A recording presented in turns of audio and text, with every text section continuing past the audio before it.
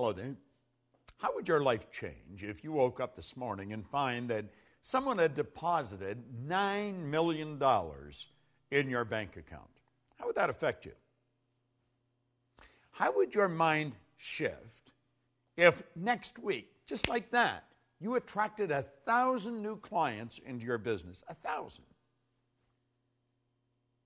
What would your life be like if, bang, just like that, you realized you had the energy of a 20-year-old? How would your mind shift if Mensa recognized you as the smartest person on the planet? They're good questions, aren't they? Well, let me tell you something. There's a lot more than 9 million just waiting there to come into your life. There's an infinite supply. And the 1,000 clients, there's tens of thousands of people out there just waiting for someone to come and serve them.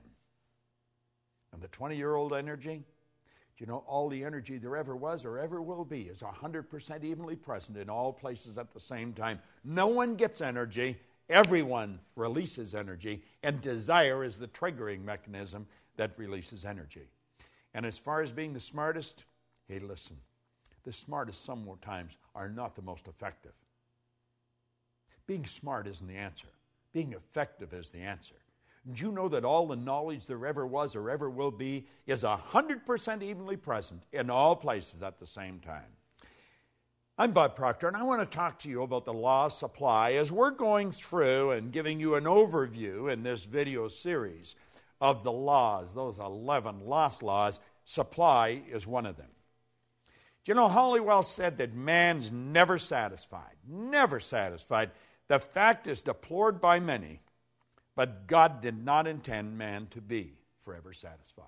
You see, dissatisfaction is actually a creative state. That's right. There's a lot of people that mix up satisfaction and happiness. You can be very happy and very dissatisfied. I am never satisfied with the results that we get in our company. Any of the companies that we have. I'm happy with them, but never satisfied. See, dissatisfaction is a creative state. Yeah, it was dissatisfaction that led to the incandescent light. Edison just got sick and tired of dealing with a wax candle or a kerosene lamp. You see? Yeah, it was dissatisfaction that led the Wright brothers to introduce us to a brand new kingdom. Yeah, it was dissatisfaction that took Edward Hillary right to the top of the world. It was dissatisfaction that caused John Kennedy to make a statement that we would be on the moon in this decade. He said that way back in the 60s. Now, I hope you are dissatisfied. And if you're not, well, I'm going to say a quiet prayer for you. See, we believe, therefore, that it is right and good for people to seek to gratify all pure desires and ambitions. Now, I know there's a lot of people that don't agree with that, but they don't agree with a lot of things. But you're going to find out the small select group of people that really understand these laws, understand there is an infinite source of supply. Everything comes from one infinite source. Everything's made from the same. The difficulty with some is that they can more easily look to the creature as the source of their substance than to the Creator. Just beyond the average person's grasp. We don't really believe that God is the source of our substance. Now, when we start to believe it, I think it starts to happen. Let me share something with you that I read a long time ago. Dr. Wernher von Braun was one of the greatest scientists that ever lived. He's considered by many as the father of the space program. Think about this for a moment. He said after studying this now, before I mention this, let me also mention that for a long time, science and religion were antagonistic. They just could not come together. But they since have come together. Now, von Braun said that after years of studying the spectacular mysteries of the cosmos, he was led into a firm belief in the existence of God. Now, I'm not trying to turn this into a religious dissertation. I am just mentioning my own personal belief after studying these laws for very close to 50 years. I see the law as the uniform and orderly method of the omnipotent God. A law is something that happens every time with every person everywhere. And everyone that has accomplished anything will be quick to tell you this. See, as we look back, everybody loves a dead genius. They really do. But you know, all of these great geniuses from history that we look at, they weren't considered geniuses when they were alive. The Wright brothers were considered real heretics. They really were. See, the people that made it happen, they were out of the box. They weren't ordinary thinkers. But they understood that there was this governing process called the law. You see,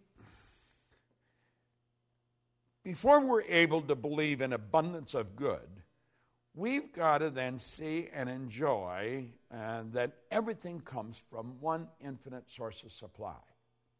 And when we really understand that, everything is going to change direction for us. Nothing can be made from something any more than something can be made from nothing. But where does water come from? Let's give it some thought. If we went outside on a nice clear day and stood there with a cup, just stood there, and we were patient, and we stayed there long enough, do you know that that cup would fill with water? Oh, yeah. You would see in the no thing, you would see a cloud formation. And the cloud would become very heavy and very dark, and before long, water would fall out of it. Now, if we stayed there with that cup, where would the water go to? It'd go right back to where it came from. See, as above, so below. As below, so above. I want you to think about that. Nothing is created or destroyed. Everything's in a constant evolution of change. We literally live in an ocean of motion. You and I have the godlike ability to create images in our mind. And as we create the images in our mind, we control the vibration that we're in, and that vibration sets up an attractive force. In the seminars that I conduct, I hold up a little acorn sometimes that comes from a giant oak tree. But the little acorn is nothing but a mass of energy in a high speed of vibration. It's just a little physical nut. Now, if I kept that acorn in my pocket, that acorn would disintegrate because it's governed by a very, very basic law, create or disintegrate. And it's not in an environment that's conducive to its unfoldment. But let's suppose I take and I plant that acorn in the earth. Do you know that there's particles of earth that are in harmonious vibration with that little mass of energy that we call an acorn? See, if you looked at the acorn through a microscope, it's not solid. It's just a little mass of energy that's dancing. Let me digress for a moment. Let's suppose I took 2 drops of water on a glass top table and I pushed them together until they touched. Then I'd have 1 drop, wouldn't I? I'd have a bigger drop. Let's suppose I put another drop and I pushed it together. Now, what do you think the odds are of me separating that one little drop, the one little puddle, I guess I could say, back into the same 3 little mass of molecules, the same 3 dots? You know it's not going to happen. You know, what God hath joined together gives it new meaning, doesn't it? Well, you see, there's particles of energy that's jammed right up against the acorn in the earth that don't vibrate in harmony with the acorn. But there's particles of energy that do vibrate in harmony with the acorn, and the acorn's like a magnetic force, and if you could see it with the naked eye, you would see little particles of energy marching just like obedient soldiers right towards the acorn. And as they touch the acorn like that, like the 2 drops of water, they become one with the acorn. And this process is continuous. It's continuous. And the only particles of energy that the acorn can attract are the particles that vibrate in harmony with it. They're on a frequency.